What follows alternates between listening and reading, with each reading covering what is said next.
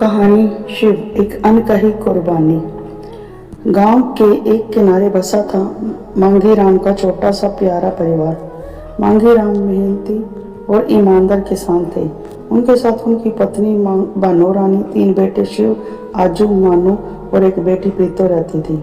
घर छोटा था मगर उसमें प्यार, अपनापन और सपनों की गर्माहट भरी थी।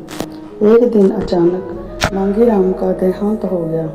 सारा संसार जैसे बिखर गया। अब पूरे घर की जिम्मेदारी सबसे बड़े बेटे शिव पर आ गई, जो सिर्फ 22 साल का था। शिव ने अपने सारे सपने भूलकर खेतों में काम करना शुरू कर दिया। मजदूरी की, दिन रात पसीना बहाया ताकि आजू, मानू और प्रीतो पढ़ लिख कर एक अच्छा जीवन बना सकें। समय गुजरता गया। शिव ने कर्ज लेकर अपने भाइयों को अच्छे स्कूलों में पढ़ाया। बहन प्रीतो का विवाह भी अच्छे घर में धूमधाम से किया। फिर भाइयों की भी शादियां करवाई। इसके लिए उसने अपनी पुश्तैनी जमीन और घर तक बेच दिया, सिर्फ अपनों की खुशी के लिए। जब पढ़ाई पूरी हुई तो आजू, मानू शहर चले गए नौकरी करने।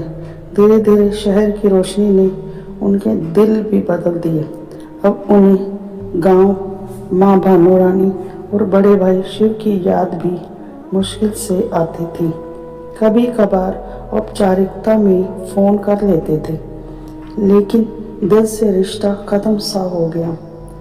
शिव की पत्नी कन्नू ने भी कभी हालात से हार नहीं मानी। उसने माँ भानो रानी की सेवा को अपना सबसे बड़ा धर्म बना लिया। जब माँ बीमार हुई तो बहुओं में से अकेली कन्नू ने रात भर जागकर उनकी सेवा की। शिव और कन्नू की अपनी हालत बेहद खराब हो चुकी थी। कर्ज सिर पर था, खेत बिक चुके थे, मगर शिव ने किसी से कोई मदद नहीं मांगी। भूखे प्यासे रहकर भी बच्चों की पढ़ाई का खर्च पूरा किया ताकि उनके सपनों में कोई कमी न आए।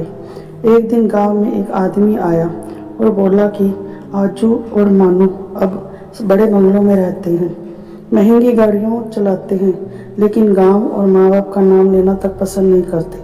शिव ने बस हल्की मुस्कान के साथ जवाब दिया, माँ तो मेरे पास है, मैं सबसे अमीर हूँ।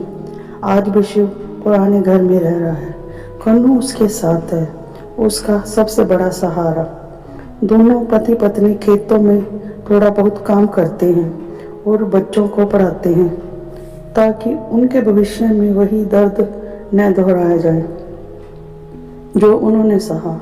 यह कहानी शिकायतों की नहीं है, यह कहानी है चुपचाप निभाई गई कुर्बानी की, शिव और कन्नू की, जिन्होंने बिना किसी उम्मीद के सिर्फ अपनों की खुशी के लिए अपना सब कुछ लुटा दिया।